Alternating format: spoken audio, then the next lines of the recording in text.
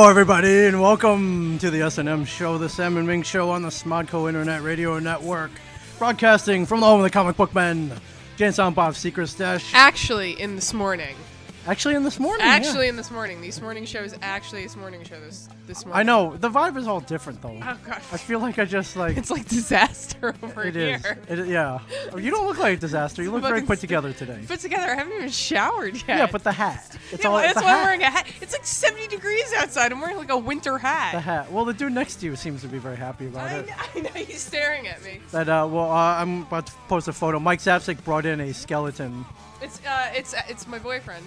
Yes, it is. It actually.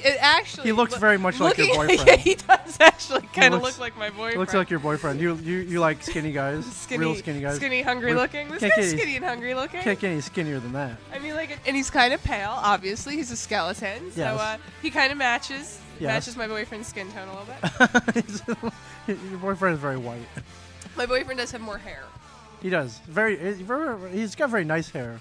Oh, it's so fluffy. It is pretty awesome hair. It's so fluffy. Yeah. And good looking dude. Good looking dude. It's funny too because I would ask what he does differently to make his hair so fluffy. Right. Conditioner. What he does differently. What he does differently in the shower. But I know what he does in the shower, so.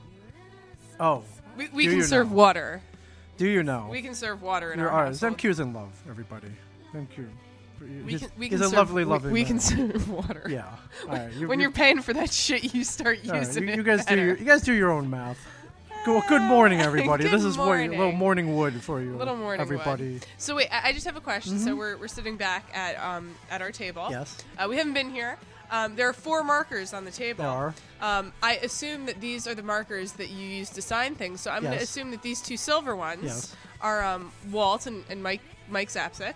I'm going to assume this black one is Brian Johnson, like his heart. Okay. And I'm going to assume this bright pink one is yours? Yes. Okay. I'm half girl. I just wanted to make sure that this nice pink one that's me. Had Ming Chen's name on it. Sure. Yeah, it's a little I like to differentiate. Yeah.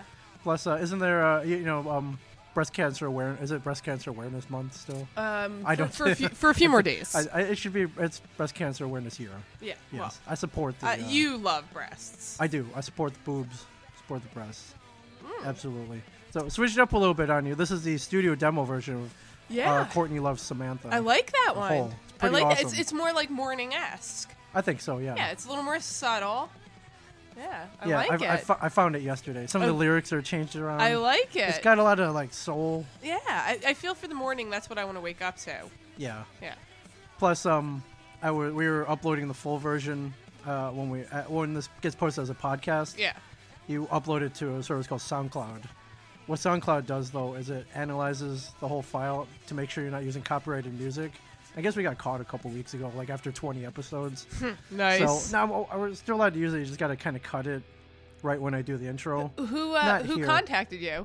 Like, they do. SoundCloud doesn't. And what did they say? They were just like... Yeah, you get like a cease and desist. Apparently, from what I hear, a letter was sent, like an actual letter. I don't know. A letter was sent where? To Smodco, maybe. Oh my God! Like an actual cease and desist letter. Oh my God! Yeah, we're rebels. We're outlaws. Somebody Samantha. fucking needs to get me that letter so I can we're frame outlaws. it. Like I really just need to frame breaking it. the law. Breaking the law. Should have broken the breaking law. The law. Yeah, I know. Breaking the law might be new to you, but this is like innocent. Yeah, you've been arrested. I haven't. I don't want to go to the joint for this. I'm too delicate for the joint. You're young. Your ass can handle it. No, it can't. Freaking split in two. No, absolutely not. What are you in here for? Killed my wife. What are you in for? Drug trafficking, cartels, Colombia. What are you in for? Pirating music. I used a whole song on my podcast, and I got caught. Yeah, they would have a field day with you. It's all over. Yeah. So I thought studio demo version, that doesn't count, right? I'm sure in 20 episodes it'll count. But let's what I really want to do, I'm hoping I'm going to LA next week. I'm hoping to run into Courtney Love. Oh yeah, could happen. Just and I would tweet at her and say like, "Hey, I was just hoping you can give me permission to use one of your songs." I thought about it. She's very active on Twitter. For free. I would pay her a couple bucks. Or yeah. I was just hoping I could run into her and be like, "Hey, listen, we love you." I mean, that is one of the greatest songs ever recorded. We could have one of the numerous musicians we know just re-record it. It wouldn't be the same. Well, no, it wouldn't be, but it would add a personal touch of like. little Sam or my boyfriend who happens to be in a band. You know, I mean, like we could have that. Oh yeah, touch. That would be cool. I don't. Yeah, like oh man, like let's hit people up for things. Yeah, Sam O'Reilly, are you listening? Could you cover Hole's Samantha? I know that you're busy out there living your LA life. Yeah, I know you've got gigs and you're about to go to she was about to go into the recording studio. Yeah, with my song. Yeah. With my song. Yeah, your song. There's a song written about you. Written about me and an ex-boyfriend I had. Yeah. Fucker. Not ex-boyfriend. Shocking. God. Shocking. It's such a beautiful song too. It fucking kills me that like it came from about him. A dude that you don't like anymore. It like fucking kills me that it came from him. Well, you know. Like that's like it's like when you have like a kid with somebody you really just fucking hate, and then you have to like see them all the time, and you're like you look at your kid and you see your ex in there, and you know. You're not that my song is anything compared to a kid. My song is like way better. Yeah. Yeah. You're it sounds like my neighbor. My neighbor's going through something like that. Yeah? Yeah. Yeah. She got a baby daddy. Oh, I was like, wait, what is she going through? She has like a weird song written about her with like her ex-boyfriend that she hates? No. Yeah, I got it. The baby daddy. No, she got a baby daddy, and like the kid lives with her. But the last times I came home, I guess it was his weekend, the baby daddy's weekend. Kid didn't want to go. He was crying. Man. He was like crying. That's rough. He was like holding on to the car door, like he didn't want to go, and you know they were getting frustrated. And that's I was rough. like, what a shitty. That sucks, man. He's like, I don't want to go. I don't want to go. Yeah. So that's rough. I was actually just talking about like baby daddies the other day. I have a friend, and I want like an. I know. Wait, hold on. I know you're in love. You're double bagging it, right? 2 Jimmy Caps? No. Okay. Just make sure double bag it. So I have this friend, and he's getting he's always been the kind of friend. Don't get knocked up. It'd be really bad for the podcast. He always is the kind of guy who like really throws himself into things. So like he really like he gets into a relationship and like really invests way more than he should up front. But he's a good guy. He's a really good guy. Yeah. So he's seeing this girl, and you know, she is divorced. She has 2 twins. Yeah. So, you know, my friend, he's like, he's going to make a great father figure. You know? So he proposes to her kind of quick. I mean, I think they've only been together like a year and a half, but this is like a few months ago. Relatively quick. He proposed to her. So, and I don't know the situation with like him and the ex-husband and her and the ex-husband. So I don't know any of that. But usually when he posts pictures of them, he'll post like the twins. Yes. You know, taking the twins to the park. Right. But the other day he posted something with the girl, with his fiance now, the mother, and he said, taking our twins to the park. And I'm like, ooh, like if I was the baby daddy, I'd be pissed at that because like, they're not really his kids. Right. Like, A, he hasn't adopted them. B, he's not going to because the father is still very much in the picture. Right. And, like, C, like, you've only been around, like, less than 2 years. Like, I mean, the kids are only 5, so it's probably, like, equal to the time that the baby daddy actually had with them. But, like, it kind of, like, to me, like, I thought it was overstepping. This is what and my boyfriend, we were talking about it, and he said that he had a friend who did the same thing with girlfriends' dogs. Yes. So he'd get into a relationship. Our dogs. Yeah. So he'd get into a relationship with a girl, and she'd have a dog, and suddenly it'd be like taking my dog to the park, when really it's his girlfriend's dog. Right. And then he got into a relationship with a girl with a kid, and it was the same thing, like taking my kid to the park. Yeah.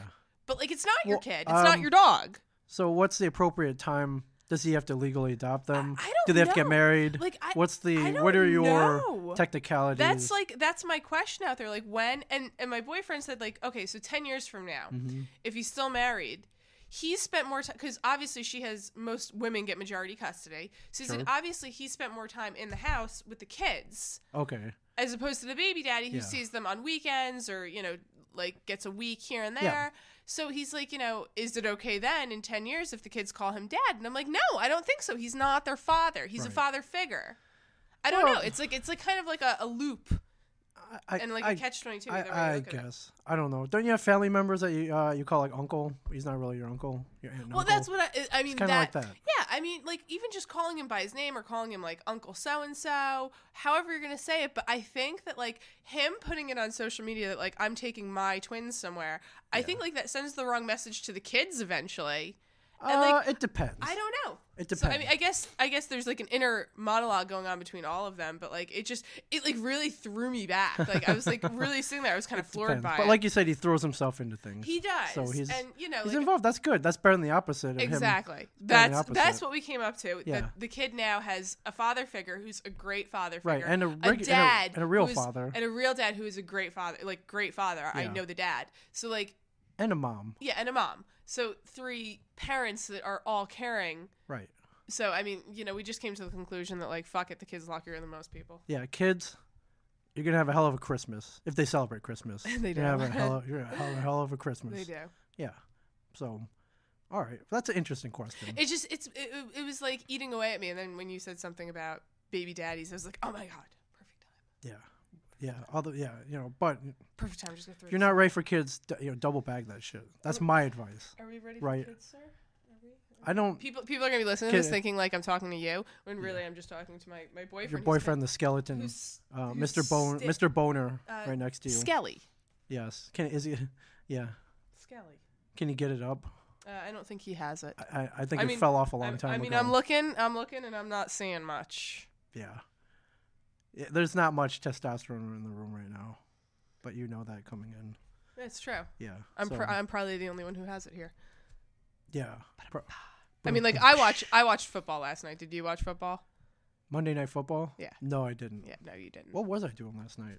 I was actually home. Oh my God! I was actually home. Were you like hanging out with your kids, or were you like weirdly hanging in the closet because you're not used to being there? A little of both. You don't want to see anybody. Who the hell is this, and when is he going home? Like, this is my home. Mommy, who's this weird man? Who's this weirdo? Yeah. I was actually home last night. Oh, and you wasn't watching football. Oh. Well, the Cowboys played, which is the only reason I watch it. And how'd they do? They lost. Oh, okay. Which means, so my daughter, my older daughter, has a teacher. Mm-hmm. He's a big fan of the Cowboys. Okay. So he says, if they win, no homework. Well, the Cowboys have been having a good year, so good for your daughter. No homework. They win the Super Bowl, no homework for the rest of the year. Oh my God.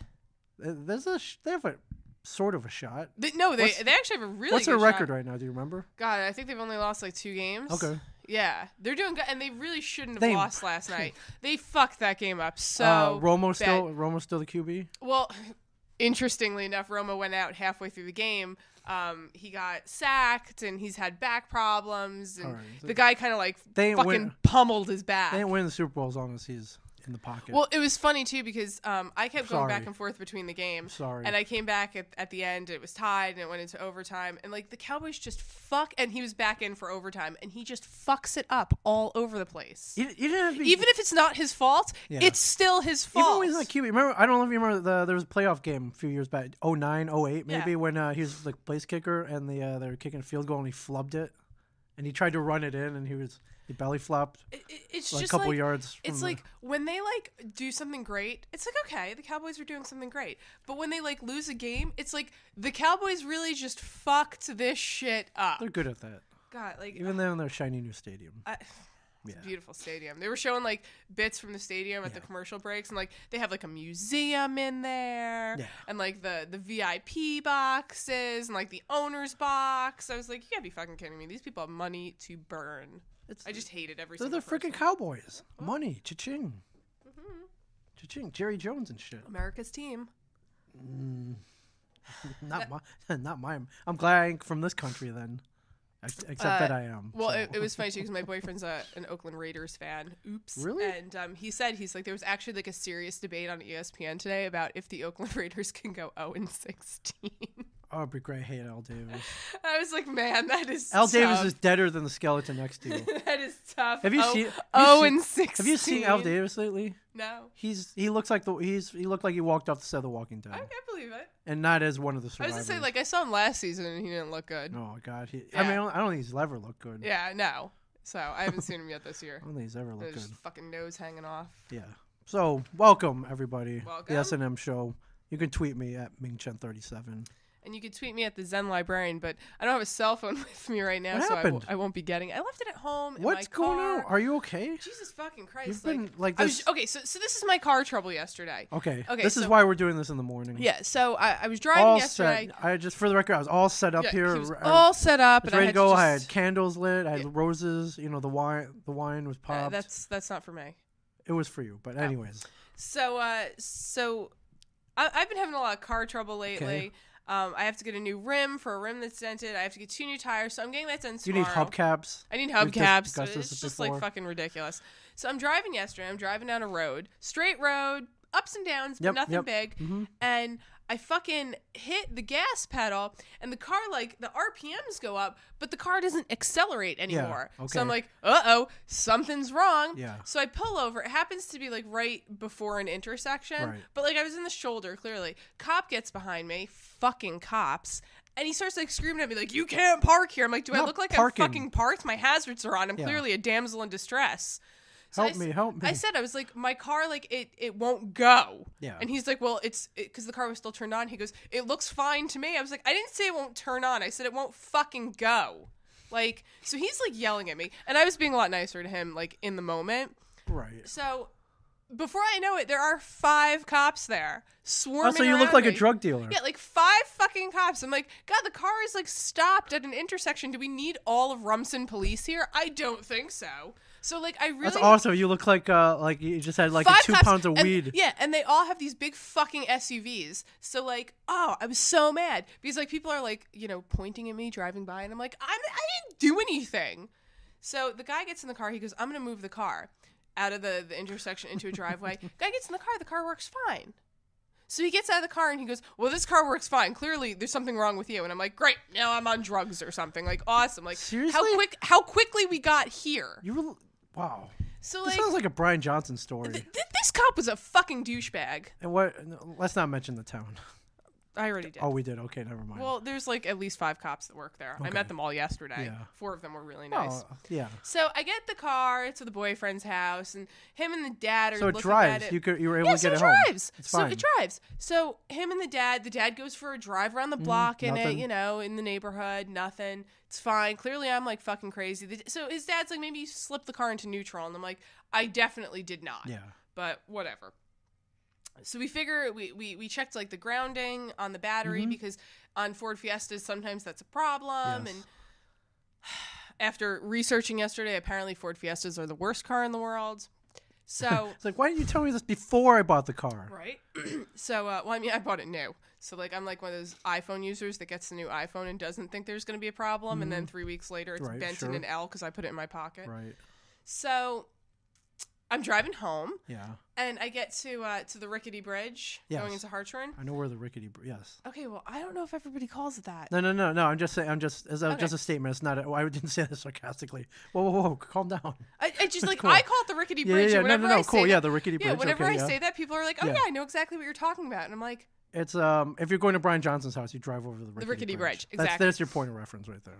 There you go. So I'm driving over the Rickety Bridge, and the car goes again, like on the bridge. And like, so I say you're pressing the gas pedal like, yeah, it's happened to me. Not going anywhere. It's happened to me before. What do I need to do? I just took it in. They replaced the transmission, but okay. Well, see, I don't think the transmission's the problem. So here's what I realized: it only does it when I'm going into, I guess it would be 4th gear, going into 40 miles an hour. So it's when I hit like 30 or 40.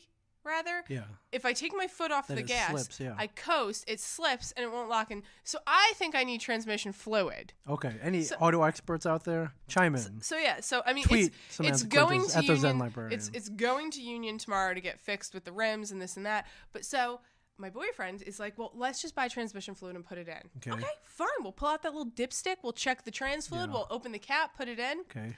Well, there's a problem with Ford Fiestas that they don't have a little dipstick and they don't have a cap. Why do you check the levels?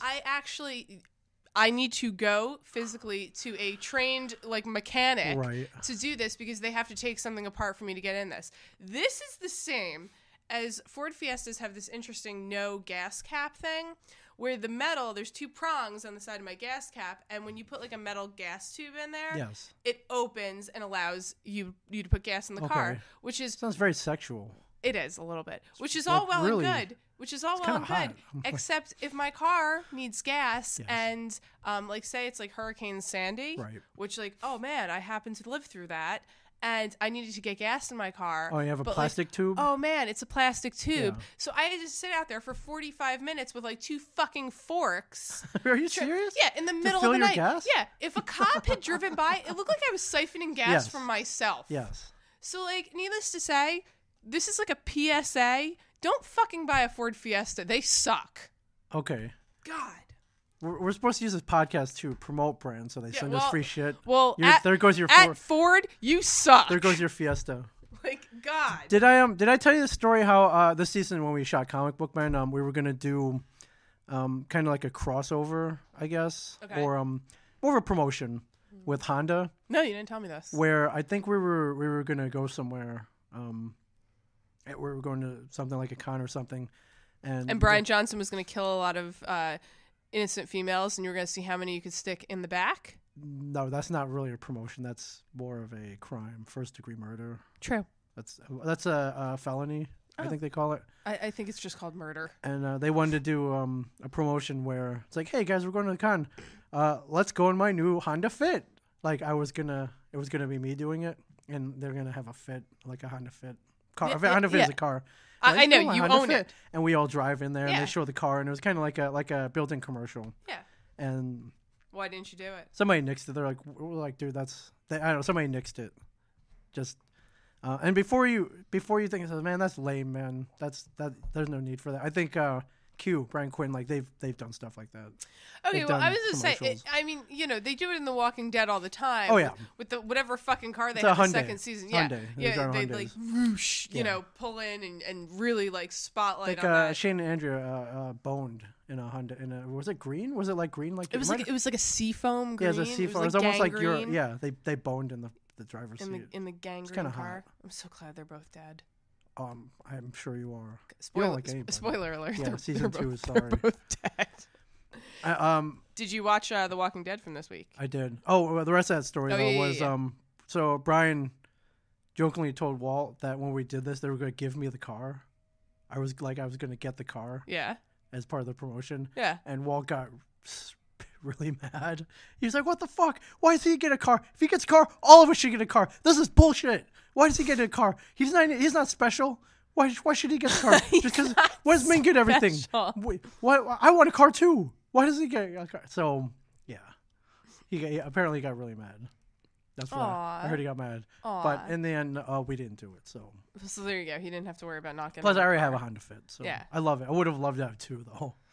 Would have been pretty sweet. Maybe I should have gotten a Honda Fit. I would have given you my old one. Oh, thanks. We could have just junked your Fiesta on the side of the road. Well, it's like that's what my boyfriend's like at this point. He's like, "Can we like turn this in for the lemon law?" And I'm like, "No, there hasn't been like 3 things wrong with it." Your car does not look that old. What year did you buy this thing? A 2011.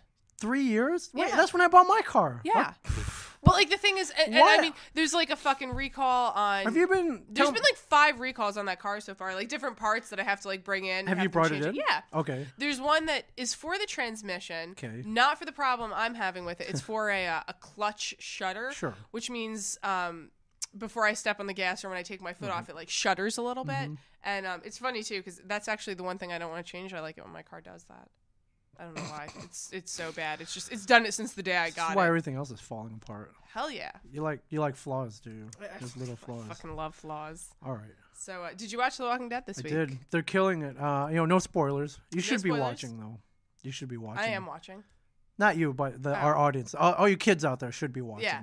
The Walking Dead. No spoilers, but there was a scene that happened at the beginning of this week's episode that happened a really long time ago in the comics. Yes. With a character that's already been killed off. Yes. It's so great, though. It's so great. And it was funny, too, because the ending of the previous episode, I was sitting there watching it. Yeah. You knew what was going to happen. I said, my words were, I know exactly how this is going to end. Right. And here's the thing. And Alex, my boyfriend, he was sitting there watching it with me, and he goes, "How do you know that?" I was like, "Because I've read the comics." You should be like, "I know the future." Yeah, I'm like, it's really easy. He goes, "No, that's not going to happen. They're going to change the story around." It was like, no, like really, they're setting this up perfectly. Yeah. So I hear this season they're going to try to follow the comics a little more. Oh. Which I think is cool. I'm sort of caught up. but not really. I'm about 5 issues behind. Uh-oh. People are breaking in. Here comes trouble.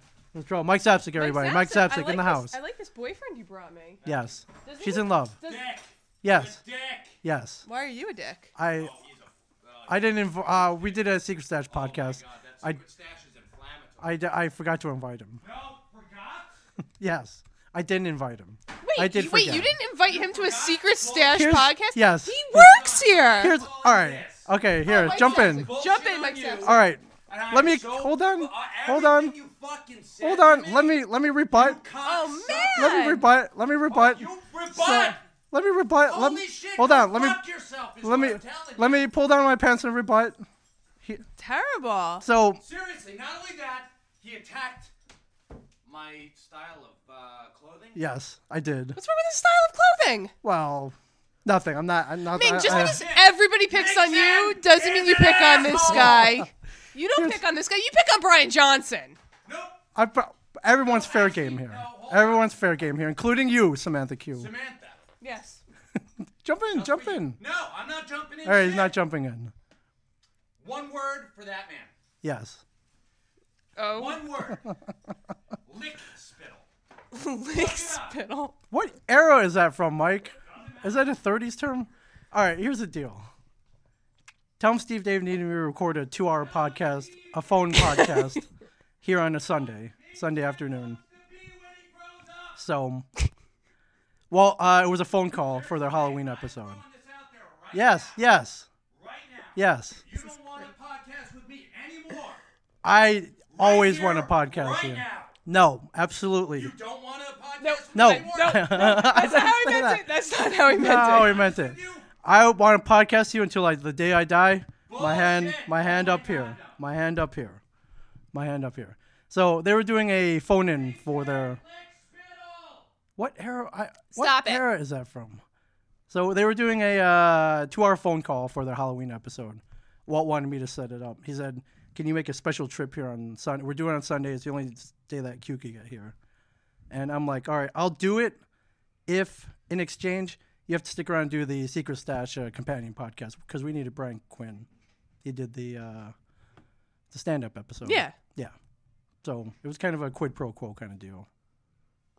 And it was a Sunday. But Mike Zapsik works here. I know, he doesn't work here on Sunday, though. But Mike Zapsik is the Secret Stash. I agree. I mean, like, when you think of the Secret Stash, you think of Walt. Yeah. And you think of Mike Zapsik. It's kind of an impromptu thing. It's so hard getting those guys together, especially that one we needed. So wait. In defense Quinn. to Mike Zapsik, did you even send a text message? No. Was that wrong? Probably, yes. Probably, or yes? I apologize for that. It's just I didn't want to bother him on a Sunday. Yes. Mike Zapsik doesn't need to be defended. Well, Mike Zapsik, Sam Q will always, I love you. Sam Q will always defend and go after me. I love you more. Really. Yeah, so they were doing it from 5 to 7. Ming, you're an ass. I told him just to come in an hour early at 4. Ming, I just had to get ass. it done.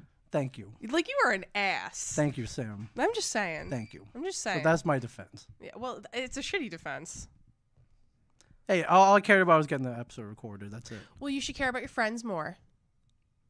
I agree. There you go. All right, I publicly apologize then.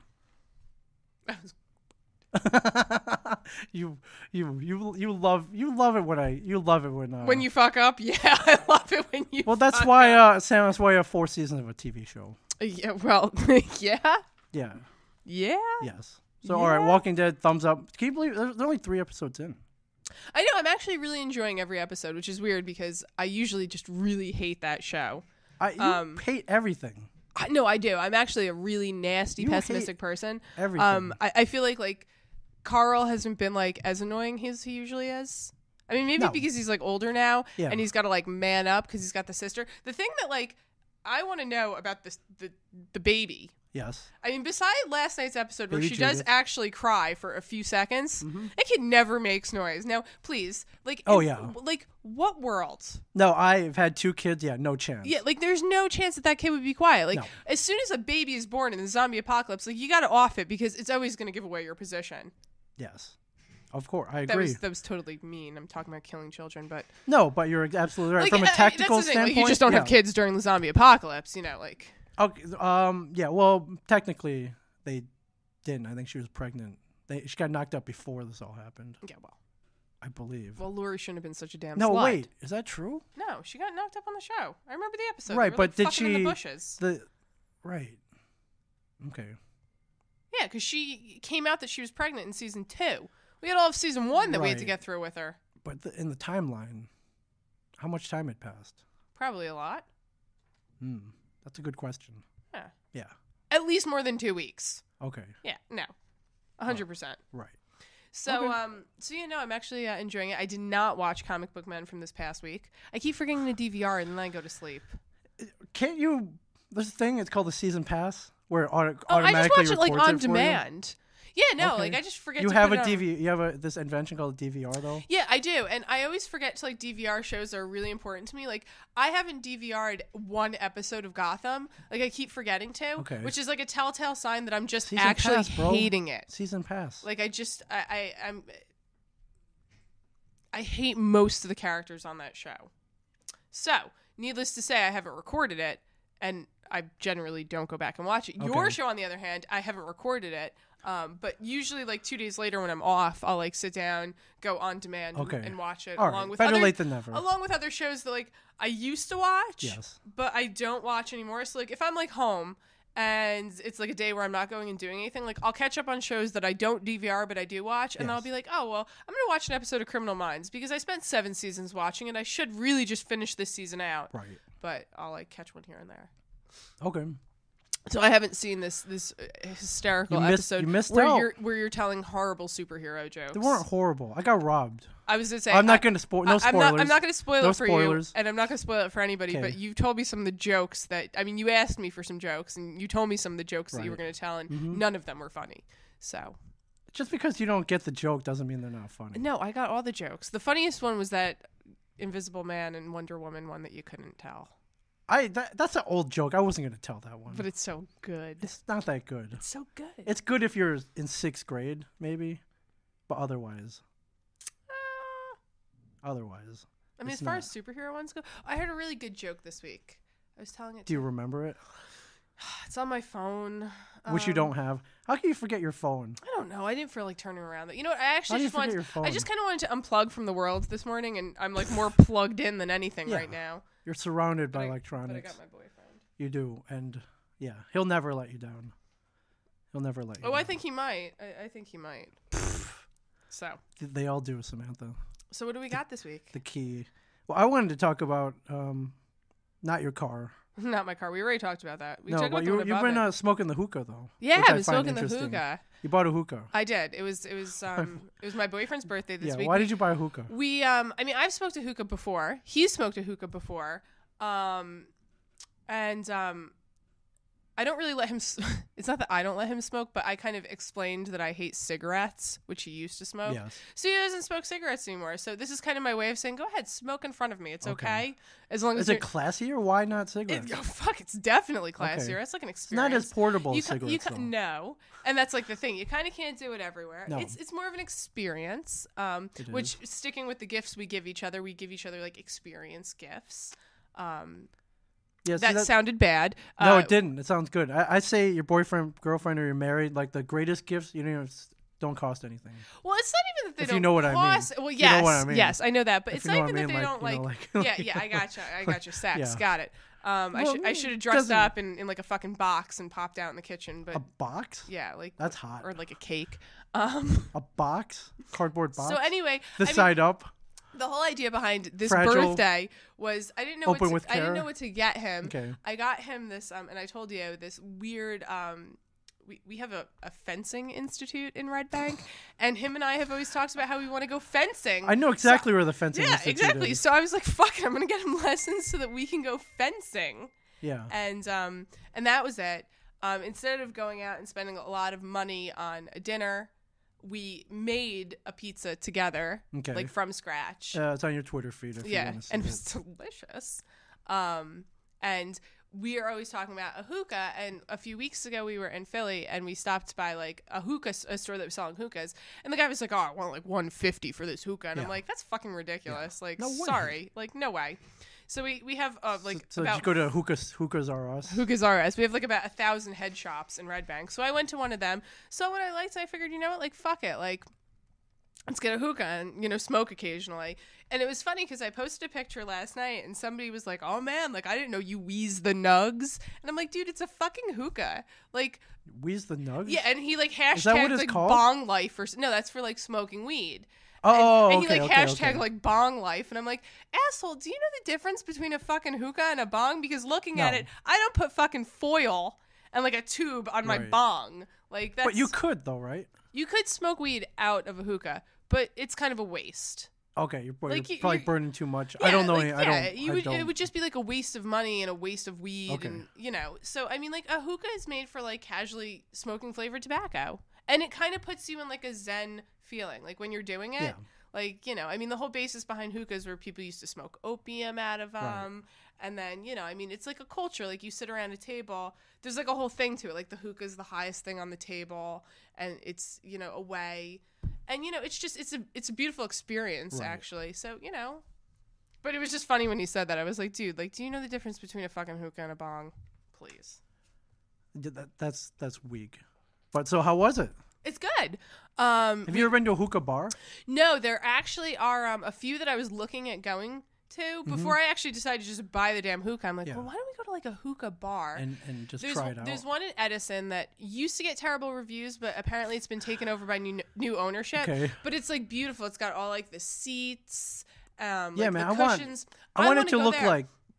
like India kind of feeling. Yeah, I want it to look like the bottle in I Dream of Jeannie. Exactly. That's what I want. Oh. Okay, easy.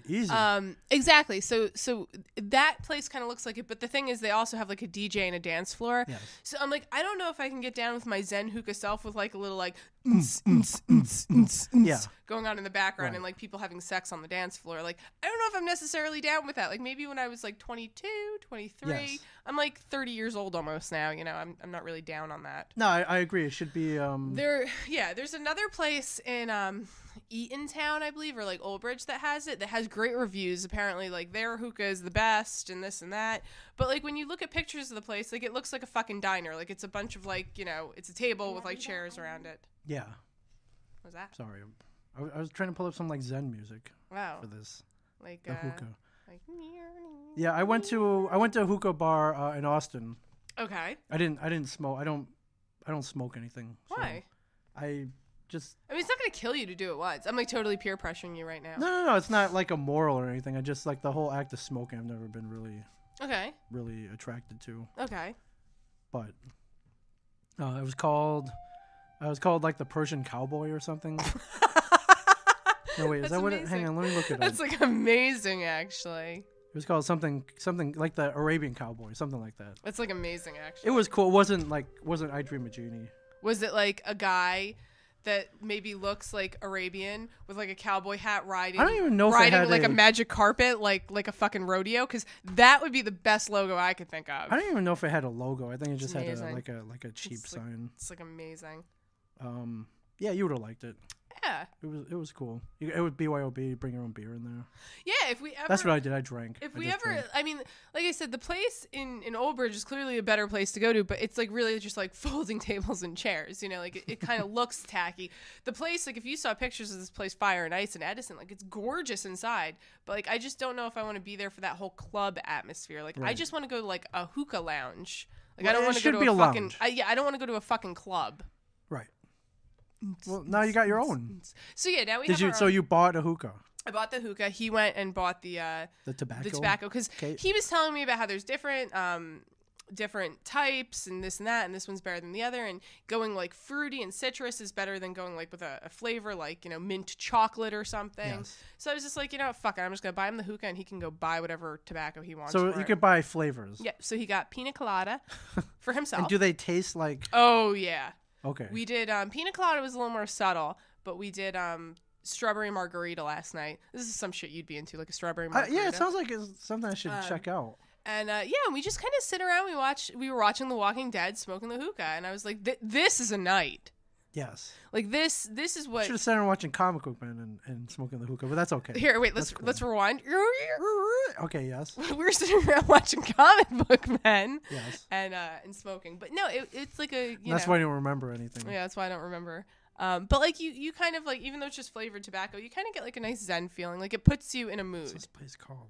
Like it definitely kind of, it's just it's chill. Yeah. You chill out. Yeah. All right. So I mean, I like it. I like our hookah too. It's. So how did you decide on cheapest one? No, I'm kidding. They had I've actually been looking for a while now. There was one that was very beautiful in Philly, but the guy was charging like $120, and like that's like upselling it by probably about like 30%. So what'd you end up paying for this thing? $30. $30. Yep, 35. Okay. Like, is it made out of plastic? Is it gonna melt? No, it's like glass. It's fine, and that's like what's the thing. What's the difference between the 30 and the 120 then? Well, I mean, obviously you get bigger, you get like better, you get more hoses, stuff like that. So there was one that was a little more expensive in our head shop. Yes. That was kind of like a vase basically, and it was black and it kind of looked splattered with paint. But I was just like, there was the one that I got was a littler one, and it like was mosaic at the bottom with like black mirrored stones, and I was like, that actually is kind of cool. Like, I kind of like that. It's a little different than just like a plain jar. The only difference is you can't see your water level or the smoke. Right.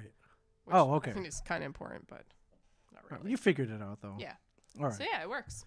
So is this something you're gonna be using regularly? I wouldn't say like regularly. Is it gonna be like a hot tub where it's like, oh, this is great, and then like a week later it's like, eh. Oh no! I mean, like this is definitely something that that you could just do casually. Okay. But yeah, I wouldn't say that like I'm gonna be doing it every night. Like I'm not sitting here like, oh man, I gotta go home and light up the hookah. Is there a cleanup process? Yeah, I don't do it though. Oh, okay. It's his hookah. Well, dang man, all right. I mean, there's also like a process like It's like a whole process putting it together and doing the foil and making sure everything's broken out properly. So, I mean, like, there's like a whole process to it. And I'm sure when they do it at like actual hookah lounges and like in India and like in like, Tibet, wherever they're smoking these things, like, I'm sure it's like a beautiful process that they do them in. Ours, we kind of throw together. Yeah. What's everything, when everything comes to the West, we kind of ruin it. Fuck yeah, we put that American spin on things. Hookah lounges, yoga, I don't know, you name it. Anything that's been imported here. Anything that's been imported. American cheese was the U.S. Attempt at doing like English cheddar. Yeah. Kind of failed somewhat miserably. I kind of like American cheese. Oh, God. I like any kind of cheese, though. I don't see it, though. I don't see it. What's that face? Are you hearing weird noises from a front? What do you mean you don't see it, that I like cheese? No. Yes. Oh, well, yeah. I mean, usually I don't eat it. I just like it. Right. All right, Samantha. All right. Well, we were going to talk about beer. We're not too early to drink. Yeah, we're drinking pumpkin coffee again. All right, well, it's got pumpkin in it. But this is our last week, though. Yeah, but we can still drink pumpkin coffee or pumpkin beer. Is it going to be available after Halloween?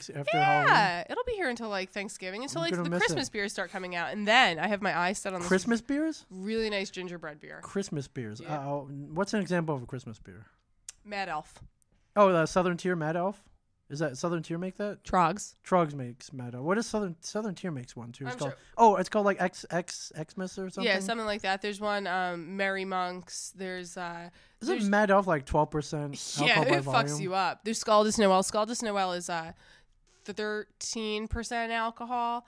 And I remember like one day I went to this bar that I used to drink at, and I had like a Scaldus Noel followed by like a Mad Elf, and I was just like, fuck, man. It's like Black Friday at 3:00 in the afternoon. Oh, it was Black Friday, right? Because you blacked out. Yeah, it was fucking serious. Yeah. Good job, Samantha. Hell yeah. Good job. But Scaldus Noel is a good one. All right, we're gonna get some of that in here. We're gonna get messed up. No. Scaldus Noel. There's like I said, Merry Monks. There's like gingerbread ones. Okay, so there's a lot of Christmas beers. Yeah. So we have like a solid like 5 weeks of Christmas. All right. Before. All this beer's not good for me. I'm getting fat. I drink beer like 1 day a week nowadays. I know, I'm getting heavy though. Well, we have to start training for our marathon. Okay. So let's do it. Okay. Right now? No, we're podcasting right now. It's just not good. I've got so much beer, like the fridge in the office, all full of beer. I know. Sometimes I actually just have to like give it away. Like if I'm going to a party, I'm just like, fuck it. I'm bringing like a case of different beer. Can't give it away. And then we had a bunch left over from the Comical Men party, the Sweet Baby Jesus at Duclaw. And so you drank kindly it all. not threw up, but sent up. I did not drink it all. I have a bunch of it at home still. Oh, nice. I'll take so that. Do you? All right. Yeah, I like that. Okay. One. It's the only time I could eat peanut butter. Like, come on. Yeah, exactly. Sign me up. All right. So after this, we're doing Christmas beers then. All right, send in your favorite Christmas beer. Yeah, send in your favorite Christmas beers, but let's keep drinking pumpkin. Even better, like, literally send us. We're gonna keep Stash. drinking pumpkin until around Thanksgiving. Okay. And then we'll hightail it over to the Christmas. Pumpkin. Yeah. Okay. From pumpkin. Okay. So All right. tell me about Atlanta. You want to hear about Atlanta? Yeah. Do you want to really hear about Atlanta? I have some things to say about some things that you already told me. Oh no. What is that? Were these egregious errors in judgment that I made? You always have. I think we actually already explained about 15 minutes ago that you always make egregious errors in judgment. Yeah. I think we had a whole conversation about your bad judgments. I suppose. Well, first of all, before we even leave, Brian Johnson offers to drive us to the airport. What do you think about that? Good idea, bad idea. That's not real. No, it really happened. Oh, did you want to play True or False again? No, we could play True or False again, but that can't be real. Brian Johnson drives us to the airport. True or false? False.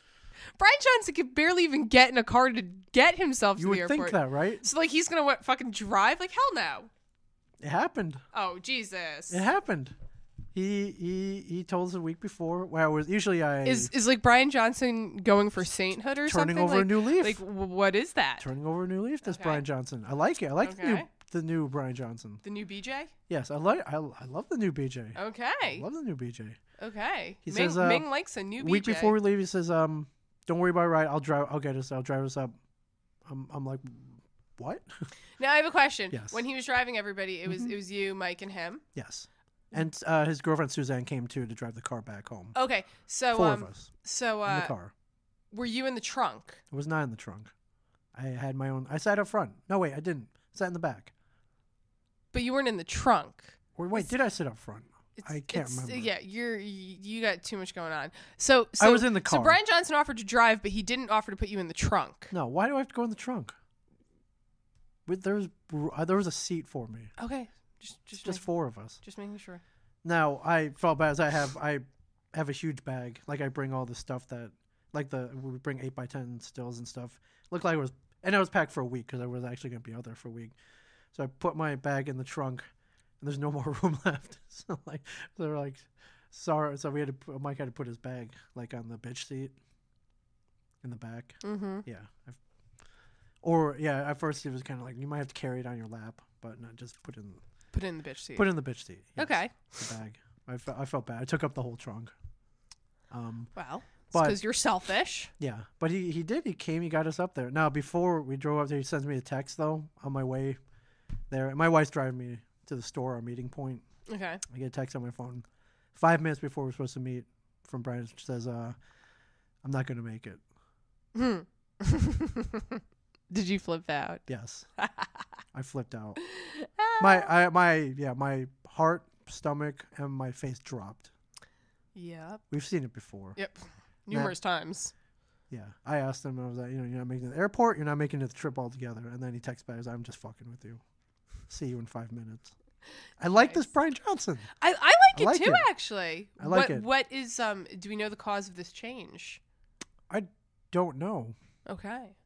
I don't know. I think I don't know. I mean, he could be like, this could be the moment when you walk into Terminus and all you see is smiling faces and happiness. Yeah, he's eating really Brian Johnson eating is just barbecue. gonna fucking barbecue you and eat you. I was waiting for the barbecue. Yeah. I was waiting for and it didn't. No, he got here 8:30 sharp. We loaded up. We got to the airport. Got there on time. No mishaps at the ticket counter this time. He didn't no flip outs. Everybody checked in all right. He stated to us that he liked being there early. We got there 2 hours early, which is great. You sit there and you chill out and you bond. I don't know if we bonded, but yeah, okay, we bonded. Let's just say we bonded. Oh God, are you gonna throw up now? Yeah, actually. Yeah. Yeah. So we we got to Atlanta in one piece. What we were there for? It's called the Walker Stalker Convention. So all Walking Dead. Okay. For the most part. Did you see Andrew Lincoln? I did, yes. Did you tell him he's looking really fucking terrible this season? It's an apocalypse. No, I think he looks good. What do you mean he looks terrible? Looks terrible. Why do you think he looks terrible? Looks mean. What's funny? He looks crazy. What's funny? What's funny is that he's starting to look a little like the governor. Actually, like that like leering look in his eye. He's starting to look like him. I think that's. What that's the point, obviously. I think that's what they're going for. But they like did a flashback. It's like I guess it was like season 1, of like him and somebody else. I forget what the commercial was in this past week or the week before his episode. And they did this like flashback to season 1 when like Andrew Lincoln like looked really good and like young and spry and kind of like he did in Love Actually and was like adorable and not like a fucking serial killer. Love Actually was like 10 years ago. Yeah, and he was gorgeous in it. He still looks good. Okay. I'm here to tell you, I saw him a week ago. Okay, well, in the flesh. Not on the show. But they like pan back and I honestly forget who the other character with him was. And I was like so floored because like I knew it was Andrew Lincoln in my head, but I'm like, I don't think he looks Rick. I don't think he looks that much different. He's got the facial hair and he looks dirty. But it was Rick and Daryl. That's who it was. It was Norman Reedus when they first met, and Daryl's like flipping out, like, "Are you fucking kidding? Yeah. You left my brother on a roof? Where's Merle?" Yeah, and it was them two fighting, and I'm like, man, Daryl looks way different. Like he looks different. Good different or bad different? Norman Reedus always looks good. Doesn't matter how scummy he gets. Even when he had like the necklace of ears, and like fingers, still good looking. I wish you could have been there. So they we see them walking around, so we have access to the green room and stuff, and then they kind of have this leather and mayonnaise. Leather. Oh yes, yeah, the green room, leather couches and mayonnaise. Yes, leather couches and mayonnaise. But so there's a freight elevator that we take up and down to the floors, and then there are people waiting by the elevator behind kind of they have a makeshift barricade. Yeah. And when either he comes out or Andrew Lincoln, like the screams that go up, deafening. I just like can't with that. You've never been like that? No, not for anybody. Ever? What Oasis? No. The Gallagher's? No, not even. I like actually hate the Gallagher brothers. Okay. They're a nuisance to society. Fair enough. I've just never gotten that way over somebody because like I don't know. I would imagine if I'm like a famous person, like I don't want these people not obsessed with me. Like obviously having fans is amazing, but like I wouldn't want somebody to come up to me like, oh my god, I can't breathe. Same 13-year-old voice. I get it. Like, oh my god, I can't breathe. Like because like they're not really in love with you. They're in love with your character, which is nobody what you're like. I think like we could all say that. I mean, maybe Norman Reedus probably walks around and shoots people with a crossbow on like any given day. I actually kind of believe that about him, but like It's just funny. These guys are like true rock stars. Now. Yeah, it's cool. It's just like the funny part is me, Mike, and Brian riding the freight elevator up, and it's about to open, and you can kind of see the people lined up. Yeah, and they're like, "Whoa, who's this? Who's this coming out?" And then we walk out. They're like, like yeah. Occasionally, you'll get one person. Oh my god, Ming Chen! Not even like that. It's like, oh, hey, it's a comic book man. Oh my god, it's Ming Chen. Yeah, that's about. Yeah. So that's okay. That's. Well, the next. But which one would you want? The next you want con the screen I people about to bust over walls for you, or would you be like, oh, hey? The next con that I come to that you're at, when you get off that elevator, I will be screaming bloody murder for you. Good, because that'll be in about 55 days. Exactly. I'm totally not screaming Walker Stalker Convention. Money. New York, New Jersey is going to be at the Meadowlands. I'm inviting you up. So yes, I'm coming. I'm going to take at least one day off of work to be there. It's on the weekend. Yeah. Oh, so if you have to work. I work retail. It's Saturday or Sunday. You can come up. Yeah. Yeah. But, no, I'm like totally about it. Yeah. The funny part, I know I know a dude that I've met at all these cons. He cosplays as Daryl, as Norman Reedus. He looks pretty much like him. Same height. He wears the hat and sunglasses, and he's got the like scraggly hair. Same build. So it's funny watching him walk into like a party or room, and people think start it's him. Screaming, and they think it's him, and then he'll smile and be like, "Oh, that ain't him." That's terrible. It's pretty funny. I still like Sean Patrick Flannery more. You're a Boondocks fan, are you? Yeah, I am. I think Sean Patrick Flannery is better than Daryl. I think he might be at this next one, so you might get to meet him. Awesome. You might get to meet him. I'm totally excited. I'm like peeing my pants right now. Yeah. No, I'm sure. When you were down there, the one thing I really wish you were there for, we went to an Atlanta institution called the Claremont Lounge, and we all ended up going. You went twice. I did go twice. I'm not ashamed to say that. You should be. Why? The Claremont Lounge. How do I describe this? Now, at face value, where strippers go to die. Yes, that's a exact. Yep, that's what I would say about it. A great apt description. Yeah, and that's not an insult. No, it's not. No, it's not. No, at face value, it's strip club. Been there since 1965. But most of the women have too. Have been there since 1965. Oh yes. So here's the thing. First night I walk in there was Friday night. Had people that we went there with, and there's no DJ there. There's a little old jukebox, and strippers pick whatever song. They have to actually insert quarters and pick whatever songs they want. I get in there, and there is a 68-year-old woman in a Little Red Riding outfit on the stage, making money. She's stripping. Thank you. 68. 68 stripping. Yes. People are actually giving their money. Yes. Place is packed. I'm drinking PBRs.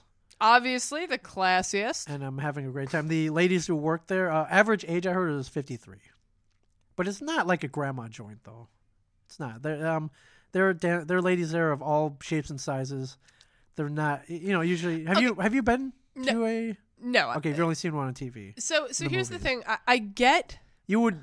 This would have been a great first place. I get the point. Like it's like one of those like all women are beautiful and my body is a fortress no matter what age and shape I am. I get that. I don't even know if it's that. It's just like that's just what it is. Hey, we have to make money and we have nothing else that we could do. I get that too. I don't even know if that's it. My problem is not with the 68-year-old who's stripping. Is not with like a 53-year-old. Is not with like an overweight woman. Was it the woman, the 6-month pregnant woman that was dancing? So why is that a problem? Explain to me how this conversation went. Explain to Twitter how this conversation went when you told me and what my visceral reaction was. What did I tell you? You were telling me like, I had to go back twice because you didn't see the owner.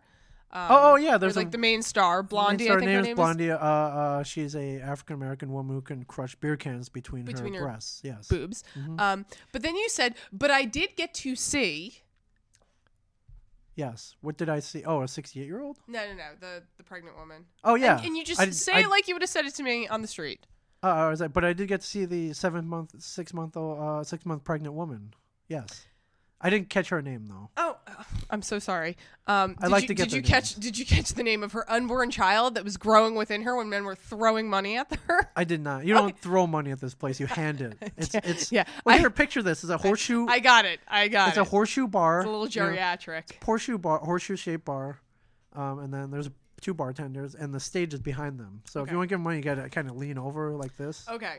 So I have no problem with old strippers. I have no problem with overweight strippers. They're not old, by the way. Okay, I'm just saying the average age is 53. They're younger. Yeah, strippers. I have no problem with all that. I do have a problem with a woman who's pregnant stripping while she's pregnant. Mm-hmm. I also have a problem with B, the men who enjoy watching a pregnant woman take her clothes off for them. I have a problem with that. Why? Like, okay. Why is that bad?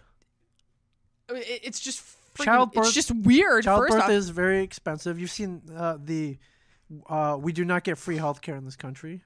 Yeah. So I get that. Okay. And I applaud women who there's some people, there are women who run marathons when they're 9 months pregnant. There are women who that's work a little out. different than taking off your clothes for money when you have a child growing inside of you. What's she supposed to sit at home and not do anything? I don't know. Become a receptionist. Okay. Well, I just okay. Like, I get it. Being a you're stripper right. is good money. I get it. But like, okay, what are you gonna say to your daughter? Let's just say she has a daughter. What are you gonna say to your daughter when she's like 15 years old and on the cusp of growing up? And what are you gonna say? Like, oh, like Mom, tell me about when you were pregnant. Oh, well, I had my leg up on a pole and I was stripping. There's no pole there. I'm just saying. They don't have any poles. Okay, fine. I had my legs up in the air. I was spread eagle, taking my clothes off for money, and you happen to be there, in my belly. Yeah. I just I feel like it's a little, and like the men who watch this, what kind of sick freaks like watching a woman who's pregnant taking their clothes off? I don't necessarily say that I liked it.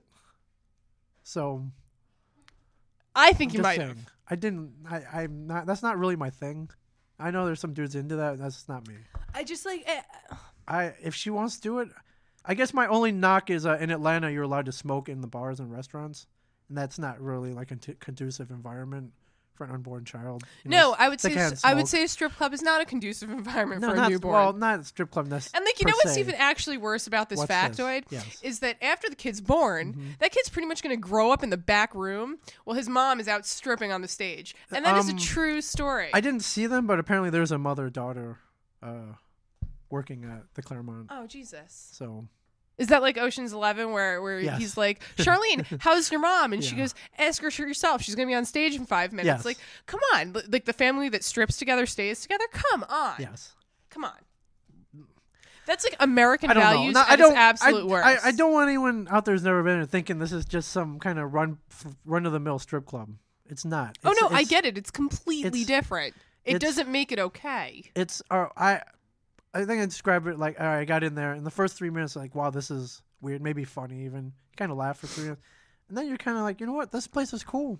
Like, you can be yourself here. I get it. It's cool. Except the pregnant woman on stage taking her clothes off for money. I have some, like, as a woman. Yes. And I'm not even, like, a feminist. Like, if I could marry somebody who, like, you know, was just like, you know, you could stay home and just cook and clean and shop and do whatever you want all day. Like, that would be awesome.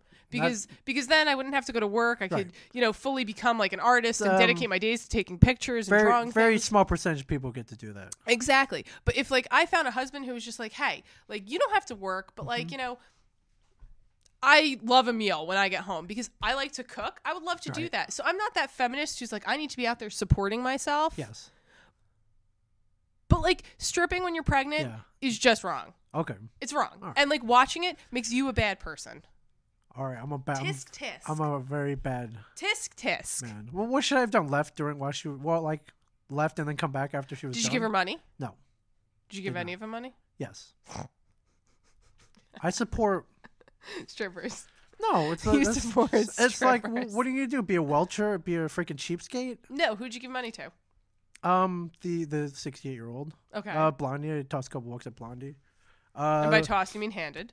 Yes. Yeah, I didn't toss. No, obviously. Gave. Didn't I say gave? Did I say toss? You said tossed a few dollars. Oh no, I did not throw. No, I thought that. What was the highest bill that you gave? $1.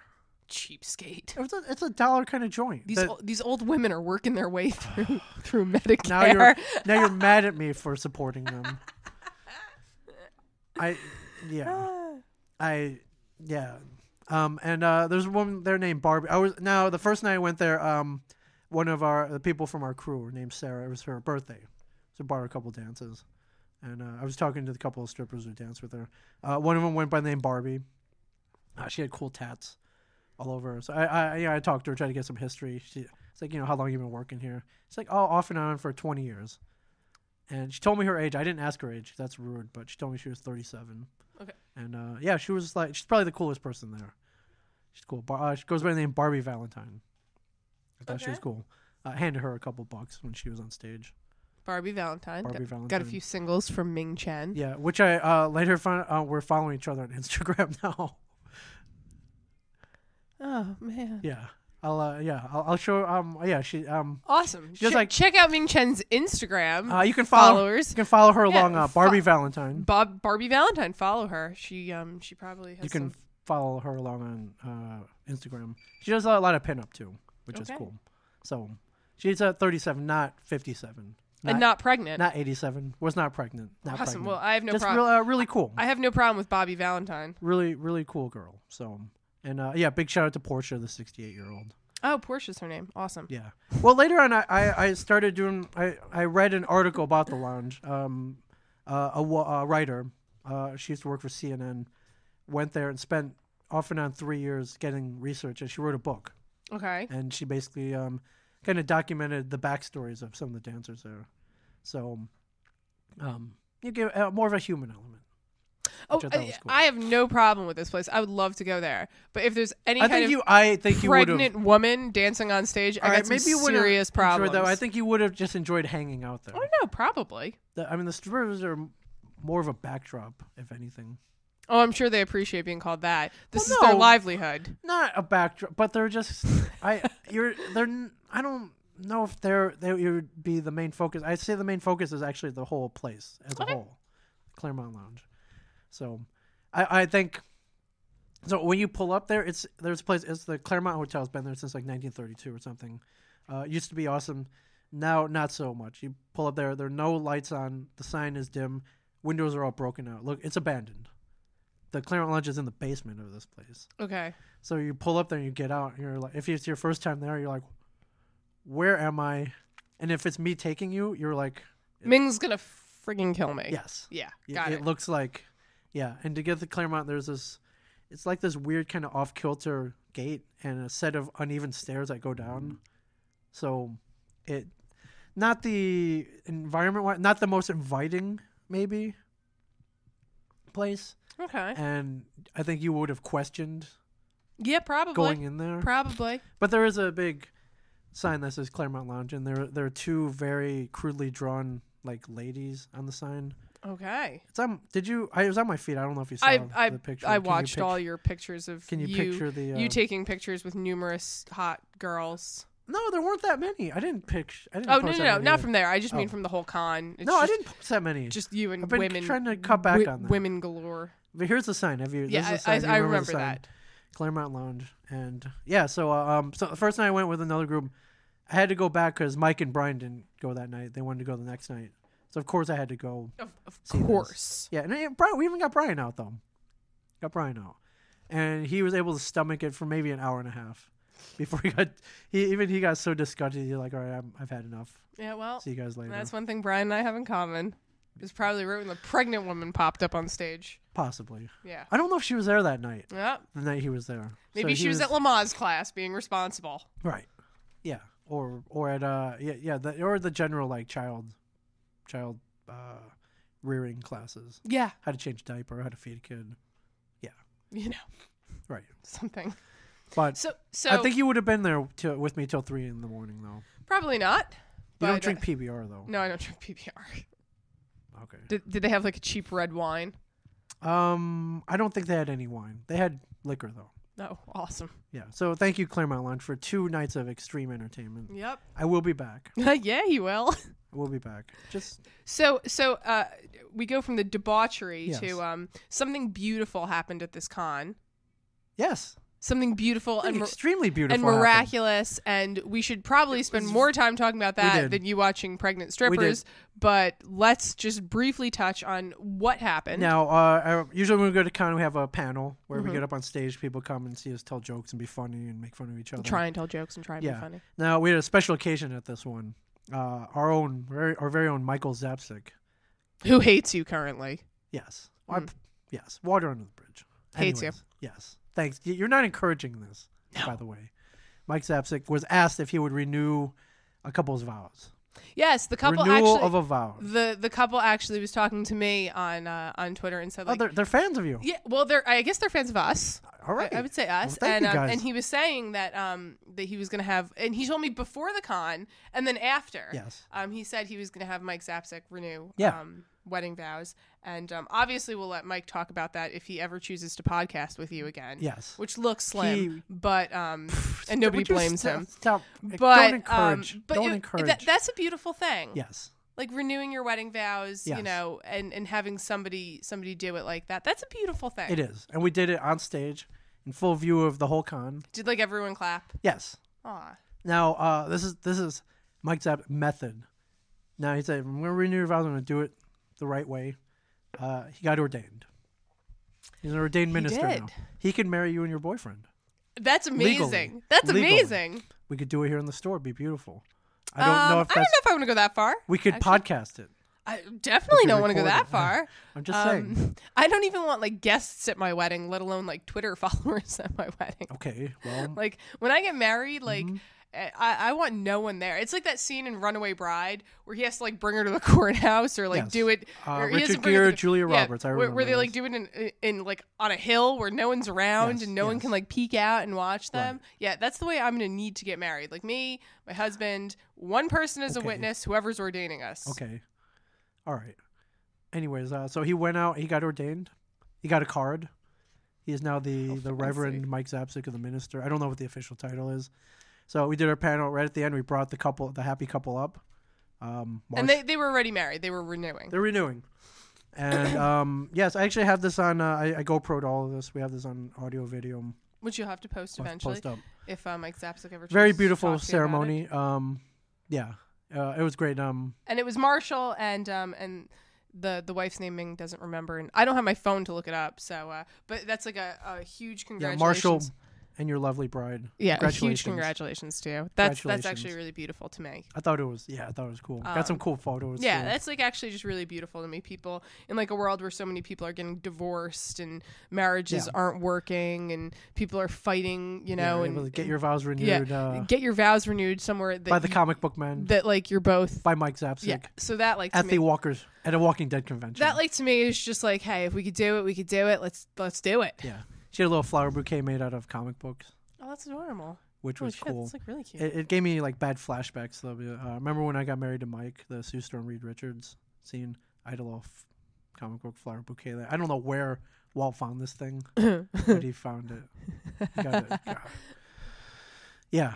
So that was cool. Congratulations to you. Yeah, congratulations to both of you. I hope you guys love each other for... Oh, by the way, I looked back... way longer than The Walking Dead is on TV. I looked back at that GoPro footage. Now, I have a little tripod, and I put it on there. I kind of put it on the ground and angle it up. Yep. So they can... And it's got a wide-angle lens, so it can get everything. I was watching it back last night, and Marshall's wife, she's wearing a skirt. And you're totally gonna actually kill this beautiful moment, aren't you? And at one point I'm like, what? Like it was almost total like Japanese upskirt. I was like, whoa! I was like, that was unintentional, but you're totally ruining this beautiful moment. I thought that was beautiful too. Oh, I hate you. Why? Oh, I hate you. Like your whole time in Atlanta. I'll show it to you after. You'll tell me if it's good or bad. I don't want to see it. You don't see anything. You're just like it comes real close. It's just it's kind of. I keep turning this guy's head, and it keeps like. He loves you. It keeps like weirdly like turning back. It's not weird. That's what. You should be used to that by now. I just like every time I look over this. Sam Q, you should be used. You should be used to this by now. Well, he's smothering me. Yeah. Honestly. So I'm sorry that was an unintentional angle, but at least I did capture the momentous moment, right? Oh, Jesus. Right. Yeah. I mean, I guess. Yeah. I guess. Yeah. This is fun. Ate my face off. Yeah.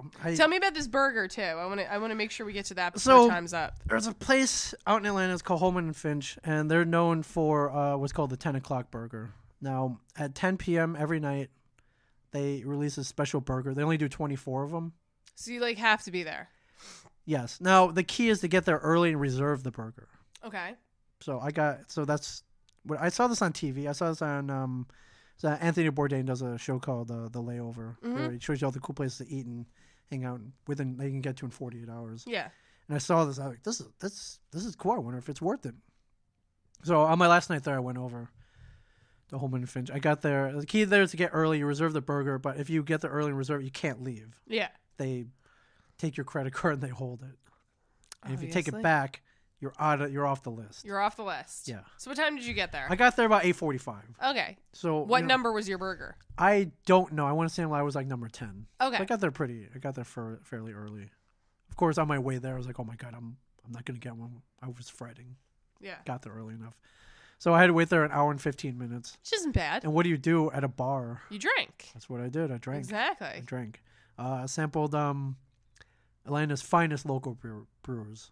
Terrapin, Sweetwater. Love Terrapin. Yeah, there are a couple more. Yeah. Terrapin has some really good ones. Yeah.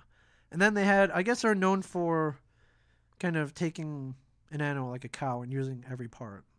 So on the appetizer menu, there are cow brains, lamb testicles, tendon. I didn't get any of that. I was saving room for the burger. I'm just saying. It's probably a smarty. So I kind of got them. But right at 10 o'clock, they like ring a bell and they make a whole show of it. And you got your burger. How did it taste? It was amazing. Was it the best burger you've ever had? It was definitely up there. I'm not gonna lie. You know I've eaten a lot of burgers. I know you love meat. I've eaten, yes. You love meat in your mouth. I get it. I do. Nice burp. Thank you. That was me punctuating how much I love to eat and how much I love burgers. I'm still digesting it. It's still here. Yeah, no, I know you're asking. It's like, is it worth like this? Just yeah, hype, is it right? worth the wait? Is it worth it? The whole 24 thing where you gotta reserve it. Is it worth all this hype? I'm here to say absolutely yes, it is. Okay. Again, wish you could have been there. I don't know if you eat red meat. I do. Yeah. Occasionally. It's something that you look at a burger, you're like, it shouldn't be this good. It shouldn't be any different than any other burger you've had. I was just saying, looking at the picture, it looked like a delicious burger, but did it necessarily look the best burger I've ever had? It was definitely up there. I would say top 5. Okay. Say top 5. Fucking burger then. Say top 5. Look, he's looking at me again. I know he loves you. But like, I don't understand why his head keeps doing that. He is looking at you. He's checking you out. Well, that's like creepy. He's plastic. He's not real. Well, live with it. You've lived with it up until this point. Like creepy dudes. It's true. Staring at you. Yeah, I'm looking at one right now. Yeah. This is why we do this every week. Yeah, we do. Yeah. So was it worth it? Yes. It was awesome. Absolutely worth it. If you're in the Atlanta area, go to Holman and Finch. So just to recap, today we Ming endorses burgers and pregnant strippers. I don't say I necessarily endorse that. And I do not endorse Ford Fiestas or pregnant strippers. Okay. Just throwing that out there. Burgers I'm up in the air about. All right. All right. I mean, I'm sorry you're having car trouble. I know it sucks. I know it didn't put you in a great mood yesterday. No, it put me in a shit-tastic mood yesterday. Yeah. And it is the reason why we do have to cut short a little bit today because I'm using the boyfriend's car. All right, no problem. And I do have to go pick him up and bring him to work. Again. That's nice of you, although you are driving his car. Again, yeah, and his car, like, eats gasoline. Okay. Like, for friggin' All right. Well, I'm 3 times sorry this happened. I Godspeed, that's a minor problem. And hopefully it's just transmission fluid. Well, minor and not expensive. Yes. And, yeah. Let's talk about a little hockey before we go. All right, are you happy? The Bruins are doing all right. No, they're not. Come on, they got 10 points. Oh, Jesus fucking Christ! The Bruins look terrible right now. Tuukka Rask, like they might as well. He's like Bobby Lou statusing it right now. I know it's early. It's 10 games. I know. It's 1/8 of the season. You're worried. I know, but I'm just I'm looking at this and I'm a little fucking horrified that if they can't pull it together. Have you actually been watching the games? Mm-hmm. You've been watching games. Okay. Some of them. Okay. I've been watching more Rangers games because we obviously don't get Bruins games a lot on TV, and I don't have like some weird NHL channel that shows me. 10 games, 5 and 5. So they're playing average right now. Yeah, no, they're playing below average for the Boston Bruins. It's so early. I know. It's so early. I mean, I know. But I guess if you look at the top teams right now, it's about where you expected. Yeah, it's all the top teams you expected except Boston. They got 10. They got 10 points, same as the Devils. Yeah, well, that's not impressive to me. The Devils suck in my eyes. But they don't. They have a winning record. I know. God, they got Corey Schneider. They're totally winning the Stanley Cup this year. Assholes. Don't. I was watching him stop some pucks the other day. Okay, and he looks bad sometimes. Like we're talking like terrible form. He's got a lot to learn. Yeah, he's got a lot to learn. All right. Well, Devils' point differential, they're even. They're exactly even. So that's not good or bad. It's right in the middle. That's fine. That's all I'm saying. That's fine. That's all I'm saying. That's fine. So, and if the season were to end today, we'd both be in the playoffs. So. Well, unfortunately, the season is not actually. Today. Wait. Well, Boston would come in 8th. So yeah, you're right at the cusp. Yeah. Well, I don't like being right at the cusp. Yeah. So no, I like being top of my list here. Okay. So I'm a little upset with Boston right now. We gotta get to a freaking game. I know we do. I'm starving for a hockey game. I actually really wanted to get. Starved. I know. I wanted to get tickets to go to the Rangers Wild game last night. Why? Alex is a Rangers fan. Oh, okay. So I was going to do that for his birthday, and it was funny because halfway through the game we're watching, they're like losing 3-0, and I'm like, man, I'm so glad I didn't get tickets to this game. And then they ended up winning 5-4, and I'm like, man, I'm so upset I didn't get tickets to this game. That's like a game. It is. That's like a game by any standard. It is, but even if you fucking hate the Garden, you gotta go to the Garden though. I hate the Garden. Me too. I'd rather watch the Rangers at their second arena, which is. Oh, the Prudential Center? Yeah, the Prudential Center. That's their second arena, right? I suppose. I mean, that arena doesn't belong to anybody. No, it doesn't. Yeah, no. It's the Rock. It's the home of the New Jersey Devils. Jersey's team. New Jersey Devils. Who are they again? I don't know why you can't support them. They're Jersey's only professional sports team. You're in Jersey. That's not by choice that I'm in Jersey. No, but support. Support local? Yeah. Yeah, when we have a team that's worth supporting, I will. They made it to the Cup 2 years ago. So? Boston makes it to the Cup way what more. Would turn you into I don't know. I never support the local teams. I never will. I like to go into a bar and fight with people. I know you do. Love that. I know you do. And I can't support. I actually used to really like the Devils. Like I used to support them. Covey. That was a stupid move, and it showed me their true friggin' colors as a franchise, and I hated them for it. Why? They signed one of the best players in the league. You're going to put him down for that? Of course. I mean, he's an ass. Yeah, exactly. Who had absolutely no loyalty to a team, which clearly showed that the Devils weren't interested in forming a good team. They were interested in trying to buy their Stanley Cup. They were trying to do like a cup. They were going for a cup run. What's wrong with that? That's what you do. He had no loyalty, and he fucked him over in the end. They spent like countless hours trying to figure out how it was going to work to get him there and who they were going to have to screw over in place of it. And he didn't even stay with the team to begin with. He fucking hopped the first plane back he could and stayed there. He's in Russia. Yeah. In Russia, he's happy. How much more mad would you get if he comes back to the NHL? Because that sounds like what he wants to do. Because he's a fucking idiot, and I'm sure the Devils are going to fall for it again. I don't think so. Although I don't really know how these contracts work. If he unretires, is he bound back to the team he's signed? I don't know how that works. Well, I'm sure they're going to jump through hoops to get him again because if he's playing. He's leading the Russian league in scoring right now or something like that. He's up there. And he was when he first came here, but then he came here because he's not a team player. He's a selfish guy. I agree. But in this, and I'm not saying I support him, but in this day and age of professional sports, isn't that how it is now? Isn't that why it's kind of sad? To be selfish? Yes. No, I can name who's a team player? Zach Parise. In the NHL. Just thinking about, I don't know, former Devils players. Is he a team player? Yeah, he is. Jumped for the money and to be at home. He jumped to be at home. To some people that's important. No, and he jumped for the money too.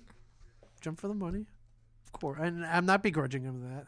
Is he a team? Does that make him he's a team player? Team player. I think he's a team player. I don't know. I don't know if you can name one professional sports player who's like a true team player. It's all money and glory. It's all money and glory, but you have to be able to pass to players on your team when they're open and you're not. Covey's not that guy. No, he'll take the puck and lose it. He's going to take the puck and lose it every single time. I've seen this. Every single time. He's on the Devils. I've seen this. I know. Every single time. If there's one player, you're questioning me to find a team player. If there's one person who's definitely not, it's Covey. And the fact that any team would jump through hoops to get him kills me. If Covey were to go to the Boston Bruins, I would cease being a Boston Bruins fan. Really? I don't like him. Really? Even if that meant they win the cup that year? Yep. 100%. Wow. Okay. I just don't like him as a player, and I can't agree with any team who's going to jump through hoops to get that guy. Because he's not worth the money. And that was the thing. When they signed him, everyone's like, oh, he's worth this money. And I sat back, and I was like, he's not worth the money. You just wait. And everyone's like, no, you're crazy. Well, you were right. Who was laughing at the end of it? You were laughing. But you were laughing because you like laughing at me, though. I do like laughing. Yeah, you do. I'm just saying, I hate him. And that was like the nail in the coffin to the Devils. All right. I'll give you my jersey. You have a Kovalchuk jersey? No. I have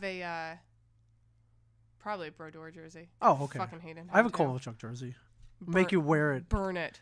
That's like a bet coming there. Yeah, it is. Oh, that definitely is like a bet. It definitely is. It's okay. I have like a little kid's Boston Bruins jersey. The arms are like really short on me. I'll wear that. Yeah, you'll wear that. You gotta think of something more. It actually more of a probably punishment. That's not even a punishment. It'll actually fit you perfectly. Not even a punishment. What if I had you wear my Boston Bruins jersey with a pair of my black leggings? That might be more of a punishment. I could probably fit into those too. Yeah, that's my thighs are a little bigger than yours, though.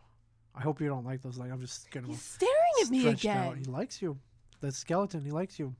When does his head turn? Mr. Boner. It's just subtle. It's a subtle, creepy, motion. Yeah. So, happy Halloween, Samantha. Are you dressing up? Are you going to any parties or anything? Are you doing anything for Halloween? It's this Friday. I don't know yet. A couple days. I don't know. Really? Are you like on Halloween? A little bit. Okay. A little bit. I'm just kind of like this year, Really?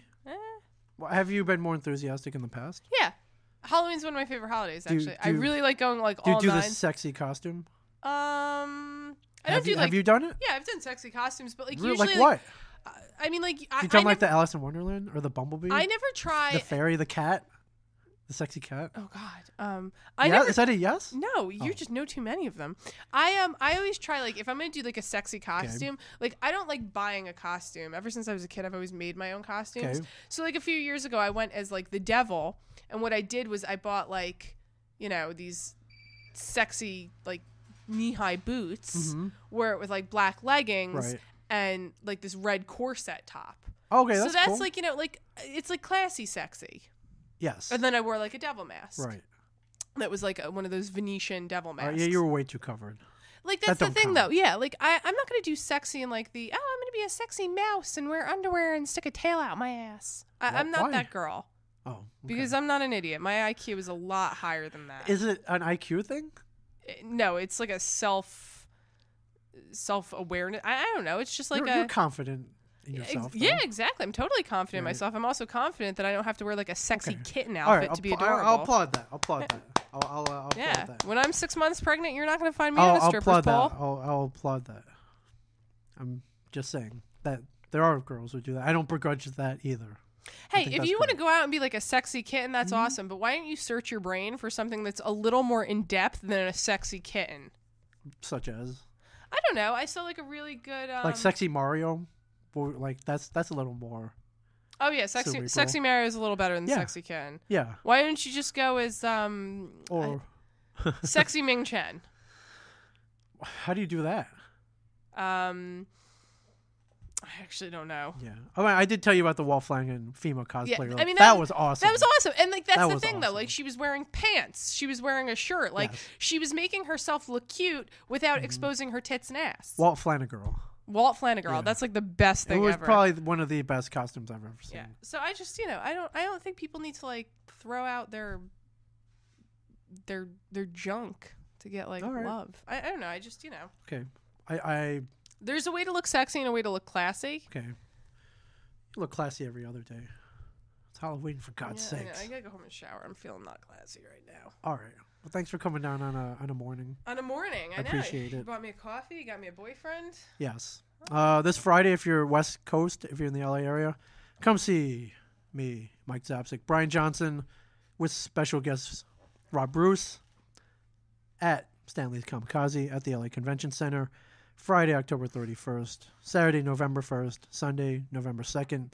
Also on stage in room 408 AB, Ralph Garman, Kevin Smith, Fat Man on Batman, a tribute to the Batman 66, the 66 Batman. Come see them. That's like all of Smodco in one room. It almost is. We're only missing you and Walt and Brian Quinn, but I was going to say, and like everybody else who's on Smodco. Yeah. Yeah, but it's a pretty good gathering. Well, I'm pretty sure anything that Kevin Smith is at is like 2 thumbs. We might as well just call this Kevin Smith's Smodikazi. Yeah. Yeah. Yeah. Yeah. Stanley's gotten this dude. This is like a freaking Smodco convention at this point. Smodco convention. Yeah. Got it. So that's 2 p.m. on Saturday. Come see them. Come see them. Come see us. I'm sure Ming's gonna have some crazy stories from LA. Yeah, I'll be out there. I'm gonna be podcasting out there, Samantha. Obviously. I got a whole setup at the Sunset Marquis Hotel. Again? Yes. You've done it before. I got guests coming in. I wish you could be there to freaking podcast with us. Oh, I know, but I have this thing called a job. I know. Actually, I'm off at work this weekend, so. Yeah. I mean, like, I totally could have come, but I am saving for car troubles and apartment troubles. Yeah, real quick, if I may rebut something, I got called on Tell 'em Steve. I got called a tool for setting up podcasts at the Sunset Marquis. I was going to do a poolside and run a pool cabana and have basically this setup there, this portable setup. They were calling me a tool for doing this. They're like, why can't he just podcast in his room? Why does he have to go to a fancy hotel to do this? Because Ming loves looking at girls in bathing suits. I don't even, not even, it's the whole environment. It's a whole environment kind of thing. Ming is a baller status. It's just cool. Why can't I just do it because it's cool? I got called a tool by Walton and by Brian Johnson. I mean, I would probably agree with him. Called me a tool. Am I a tool, Samantha? Yeah, but you're a tool. For doing this? Why? You're a tool that we all like. Why am I a tool for doing this? It's not. It's fun. I'm having fun. Yeah, no, I mean, I see both your points. Okay. All right. I'll call you like half a tool. Okay. Is that better? Yes. Okay. I mean, I'm definitely going to call you a tool for like everything else that took place during this episode. Okay. So, I mean, like, All right. Now, how about this scenario? week, maybe 2 weeks ago, guess who comes to me and was like, "Hey, can I come podcast with you?" Brian Johnson. Yes. Now who's the tool? Still you. Why? I don't know. It feels like that's the right answer. Who's the tool? The tool who sets up the podcast? It feels like that's the right answer. Or the tool that follows the tool and wants to podcast with him? Who's the tool now? I'm just saying. I said, it feels like you might be the right answer. Yeah. But I know. Apparently he's inviting some well-known people on as well. So okay. He's also a producer, so we'll see who he gets. I'm not really sure yet. But there you go. Yeah. I'm sure it's going to be not strippers. No. Are you a fan of Back to the Future? Is that a question? Yes. Is that a serious question? Yes. Is there a person in this world who's not a fan of Back to the No, Future? I've never met one. Okay. I've got Claudia Wells coming in, who played Jennifer Parker. Obviously, your girlfriend from the other coast. I can't believe it. Yes. We're going to be talking about the 30th anniversary of Back to the Future. Awesome. That's cool, right? Yeah, she's like in love with you, though. Is that good or is that bad? Are you married? Yes. Yep, that's bad. Okay. Well, I like her. She's cool. So we'll get her. We're gonna get her on the show. She's coming again. on the pod. She's coming down. Okay. Yeah. So Ming's gonna have some really fun stories. I'm sure he's gonna get Well, yelled she could at. come down and co-host with me, but I looks like I got Brian Johnson coming. So. Well, there you go. Brian Johnson is twice the man. Seriously, that I come am. see us in LA. It's gonna be freaking awesome. Yeah, Brian didn't join us last year. Now he's with us. So. I mean, that's if he gets on the plane. He'll get on the plane. I'm just saying. You know, you're like really stressed about it too. I can see it. You're like, I'm not. If he doesn't show up, he doesn't show up. I'm not. You're like really working it out. We're all our own entities. We just work together as vessels for one another. It's like Voltron, though. We work better as a team. So fair enough. Yeah, to working better as a team. He'll be there. I believe he will. All right. Cool. Thank you for coming. I'm looking forward to next week's stories and any on-air outbursts. Okay. On air, it's fun, isn't it? I like that. I do too. We should do it every week. Don't be an asshole. Is that your advice for everybody? No, that's my advice for me. you. Okay, well I throw it back at you too. Thank you. Be excellent to each other, everybody. Yes. All right. Thank you. Thank you for listening, and we will for being, and we will talk to you soon. Soon. Yes. This has been a production of Smodco Internet Radio.